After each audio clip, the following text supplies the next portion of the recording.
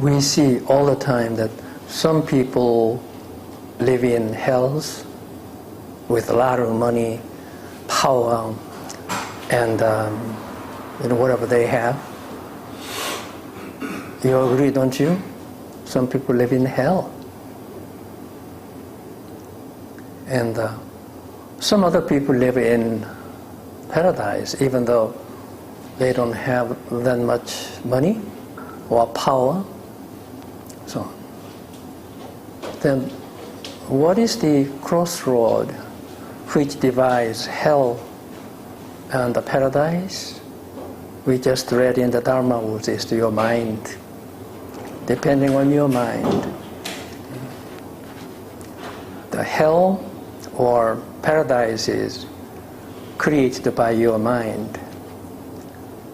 Some people, maybe because of their previous karma, are born with a certain personality and character, so that even though they go to church or the Buddhist temples and so on, they do not change their personality. What kind of personality? You find some people very difficult to be around. All the time complaining, all the time resenting, finding fault with whatever he or she sees and so on, And the personality does not change. What could that mean? Well, these days, science and neurophysiology tells us that your personality is simply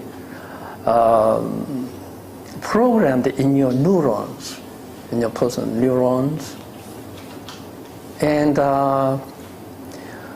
just like when you learn a foreign language, if you learn wrong way, with the wrong pronunciation and so on, once you started that way, how difficult it is to correct it. Mighty difficult. Even after being corrected for a while, and then later, the old habit just pops up. Like what? Korean people don't know how to pronounce correctly, like a film. The film, movie film, we say film. And I learned that way because the Korean people don't know the difference between clear L and the dark L. Clear L is the L either at the beginning of a word or in front of a vowel is a clear L, like lesson, play, like that. And what is the dark L? Dark L is the L in front of a consonant. The T, M, and also at the end of the word, the L is a dark L, so that it hardly, it can hardly be heard. Like what? Help, right? Help. And the film, like that. And for the past how many years, over 40, almost 45 years, I have been teaching and also speaking in English. And sometimes still I say film. Why? It's because it's programmed in your brain, right? And it is so hard. That's why we have a saying in Korea, Japan, and China: habit formed when you are 3 years old lasts until 80 years. So it's very important to form the good habit, good personality when the kids are young. That's why family education, good rearing is so important. Some people with maybe bad rearing mess up the whole thing when they become even the president or the governor or the senator. You know what I mean? Then what? What should we do? There's one way of doing it is this. You go to either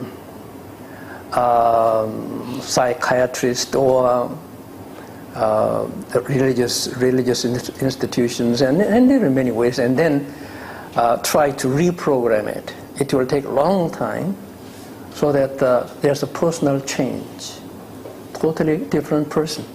But it takes a long time and mighty difficult. Okay?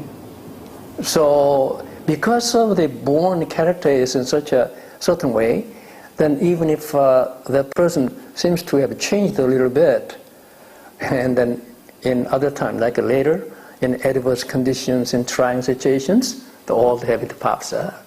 Everything simply or explodes like that. Then should we give up? No, we should not give up. We have a strong aspiration to change our personality and character, so that eventually you form the personality of the Buddha, Bodhisattva, those sages and saints.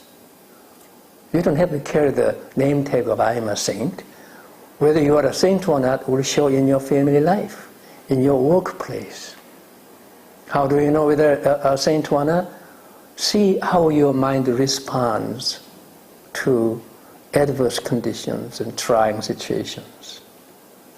There is the place you can test and prove whether you have made some progress towards the Buddhahood or not.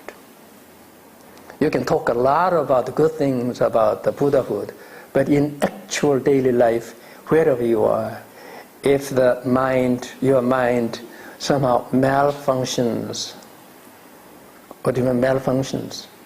Instead of being patient and respond with goodwill and loving kindness, you just explode into anger and abuse of language and do bad things. That's what we see all the time. And I told you last time, according to the Google search, I found out there are 18.9 million patients of depression. Depression is a horrible disease. It's hard to cure, very hard. Why? Because what is alarming these days is the kids, little elementary school kids. Like 24% of the kids are prone to depression. It's because of the environment, the way material civilization turns because of that. It's quite worrisome, the future of this country, actually all over the world. What should be done? Well, somehow we have to show through not only science education, but moral educations. Moral education. What is a moral education? We listen to the wisdom of the enlightened ones, like the Buddha, Jesus Christ, or Confucius, or even Socrates. We listen. If you listen a lot, enough, and try to correct, you can change it.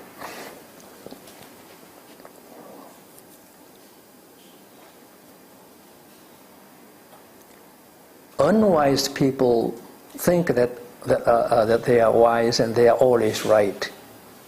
And even family life and even certain organizations, and societies, those stupid people think they are right. And that's the problem.